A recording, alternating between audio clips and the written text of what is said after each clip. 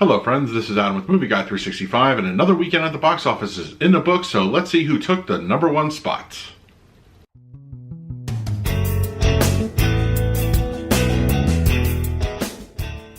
If you're new to the channel, please hit the like button, subscribe, hit that bell notification. I put out videos every single day. You can also find me over Twitter and Instagram at Movie Guy 365.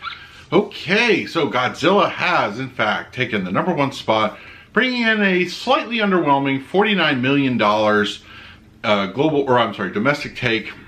You know, I went to see it. I really enjoyed it, but I kind of wish these movies did a little bit better at the box office because, you know, I understand that Godzilla kind of still has like an appeal. You know, it's more of an international flavor, but these movies are just dumb fun. You know, if we can watch aliens blowing up stuff or natural disasters destroying New York for the billionth time, giant monster movies really should be kind of like, you know, standard fare. I think, you know, eventually we might get there you know, as a country here to really embrace those films. We do have Godzilla vs. King Kong coming out next year, so I'm really excited to see how that does. But yeah, this is basically kind of disappointing. Even though it is the #1 film, Aladdin holds on to number two at $42 million. Not a huge gap there. It was only about $7 million from #1 and #2. That could have been a lot closer. Our #3 new entry this week was Rocket Man. I had a chance to see this at an early preview screening a couple weeks ago. I thought it was standard. You know, we've seen this movie before about musicians. It really didn't bring a whole lot of extra flavor to it, even though I thought it could have leaned a little bit more towards the, as it said in the tagline, a more of a fantasy, you know, kind of a film.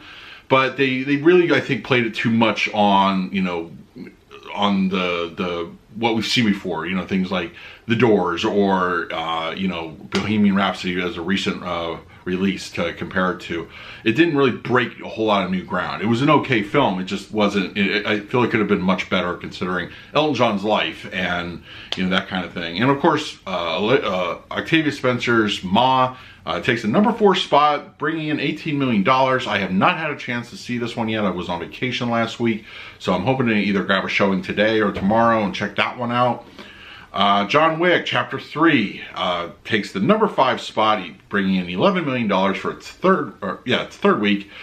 Yeah, I mean, come on, love this film, honestly, and I can't wait to see the 4th one in a couple years. But yeah, that one stays in the top 5. Avengers Endgame falls out of the top 5 at #6, bringing in a $7.8 million weekend.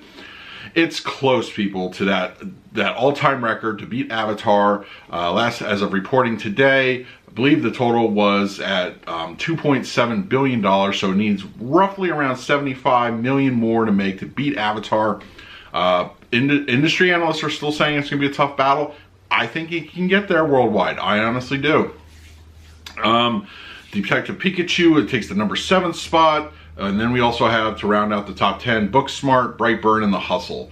So that's pretty much what we have for the weekend box office. As I said, I think Godzilla could have done a lot better, but maybe it could have used a little bit more actual, like, star power, you know, something behind that.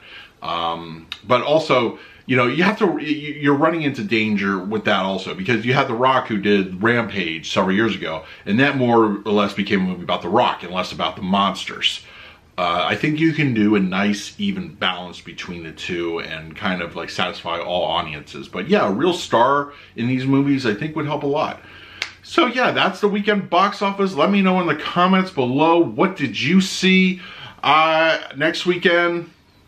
Dark Phoenix. Finally, we're getting this out of the way. Dark Phoenix is going to be opening, as well as The Secret Life of Pets 2.